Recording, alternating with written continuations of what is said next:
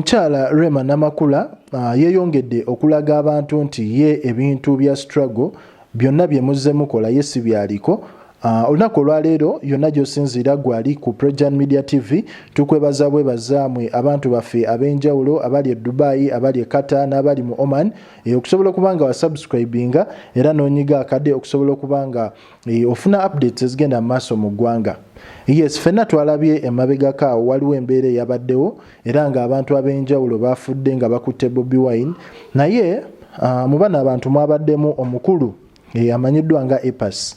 Epas ono yasobodde okuvaayo n'ateekawo embeera n'alaga level eri bayimbi banne nti ye ng'omuntu ali mu struggle era embeera yonna gy'ateekawo agezaako okulaga abantu nti awagira Bobi Wine era agezaako okuba nti ayeekera gavumenti eriko. Yes, omukulu Epas yavuddeyo n'avuma abayimbi ab'enjawulo omwabadde ba Station Mayanja, abayimbi ab'enjawulo bonna abakyala n'abaami ng'agezaako balaga nti abantu bangi baafudde naye mmwe temwasobodde kukola ki kuvaayo ne mubanga mupostinga ebintu ebyagenze mu maaso mu ggwanga.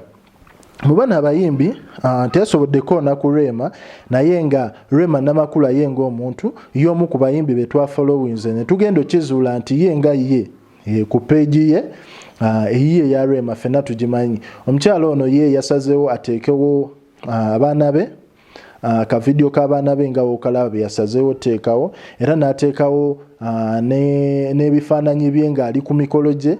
Ffenna tumanyi nti Rema omukyala ono weekend ezisinga aba ku mikolo n'agezaako teerawo abantu embeera nti ye ebintu bya struggle yadde mumuvuma yadde mukola ki ye si byaliko. Era ono omukyala ye ali ku bulamu bwe oba ali mu nsi ye oba okitegeera. Era emabegakawo alina producer gwe yali naye n'agezaako okuba nti amunnyonnyola n'amugamba nti abantu bajja fiira bwerere mu bino ebintu. Agezaako okuba ng'agezaako munnyonnyola nti abantu bagezeeko okwekuuma, bagezeeko okwekuuma babe mu struggle balinde ballot paper balonde, naye ebintu by'okwekalakaasa n'okussaawo embeera ye tajja kukola ki, ye tajja bikola. Yadde bajja muvuma naye yajja sigala akola ki, akola bifa ku bulamu bwe. Kati gwe yonna gy'osinziira osobola otubuulira omukyala ono Rema Namakula ekintu kyakola gye kiri oba tekiriiyo. Yes, n'omukulu amanyiddwa nga Epas embeera gye yataddewo n'avuma abantu n'avuma abayimbi. Waliwo ne hashtag yabadde trending awo ku Twitter nga egezaako okulaga abantu ab'enjawulo nti bagenda boycottinga music w'abayimbi ab'enjawulo naddala bannayuganda abayimbi abasinga. Hashtag yabadde trendinga nga bagamba tebagenda kuddamu wulira nnyimba zaabwe olw'ensonga nti bano abayimbi buli omu yasirise. We bakutte Bobi Wine teri yavuddeyo postinga, teri yavuddeyo kusaawo mbeera yonna, bonna basazeewo bakole ki, basirike.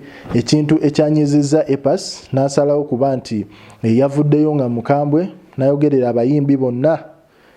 Nayogerera abayimbi buli muyimbi atavuddeyo kuteeka ddoboozi lye ku nsonga y'okuba nti wabaddewo obutemu mu ggwanga, wabaddewo okutta abantu. Epas yavuddeyo n'amutabukira. Kati nze ekibuzo kyange kiri nti waliwo ebintu byadde bya mirundi ebiri, obutapostinga Bobi Wine nga bamusibye n'okuba nga tewapostinze ng'abantu babatta, ng'abantu bali mu mbeera mbi, poliisi bakuba amasasi. Omukulu Epas kyekyasinze omuluma nti abantu ab'enjawulo tebasobodde kuvaayo, naddala abayimbi bano baserebu abalina platform tebasobodde kuvaayo kuteekawo eyo mu mbeera. Kyekyasinze omuluma era n'ayomba bubi nnyo n'avuma abayimbi ab'enjawulo ekyaleetedde abantu ba People Power okumwagala. Omanyi abantu abasinga bali mu struggle, wovaayo n'osupportinga Bobi Wine n'oteekawo embeera evuma abalala. Naddala bano abantu bataddewo embeera ey'obutaagala Bobi Wine ku bwa pulezidenti. Gwe kasita oteekawo eyo embeera nti gwe wagira Bobi Wine, awo omanya embeera ejja kutambulira bulungi. Era Epas abantu abasinga waliwo ne music we gwabadde yakafulumya kigambibwa okuba nti essaawa zino ey'omu ku bayimbi ku YouTube aba trendinga. Music wa trending olw'ensonga nti abantu bangi batandise okulaba ennyimba ze olw'ekyo kyeyakoledde ani, kyeyakoledde Bobi Wine.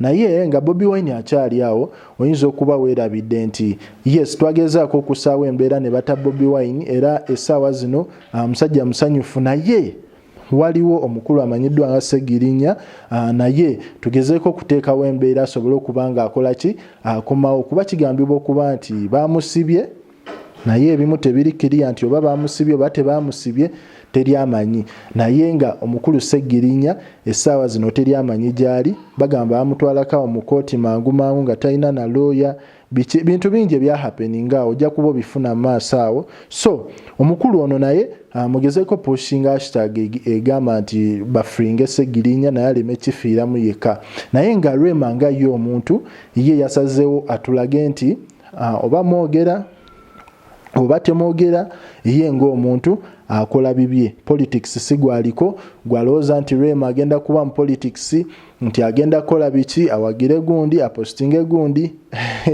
omukyalo ono apostinga mikolo gye apostinga baana be naye nga asireyinga kati gwe kiba kikuluma kigenda kulumira ddala ffe tetumanyi lwaki akikola naye nga atwala n'omukyala amanyiddwa nga Juliana naye bagezezzaako awo mulumba kubanga ffenna tumanyi nti omukyala oyo yali nfanfe wa Bobi Wine naye y'omu ku bakyala atasobodde kuvaayo kuteekawo eyo mbeera nti apostinga Bobi Wine biki kuteekawo mbeera nti omukulu balina omutta so naye yasalawo n'asirika era kyanyiza abantu naye nga tewali kyakola oli eba page oba eba account ye kati newokola otya newonyiga newokola ki ojja muvuma omala omuvuma era kiyite Bobi Wine bamutadde era kati business zakomyewo muki mu nteeko so kirabika nga nze nteesa buli omu abe n'opinion ye oli waba ayagala okikola muleka kikole waba tayagala kikola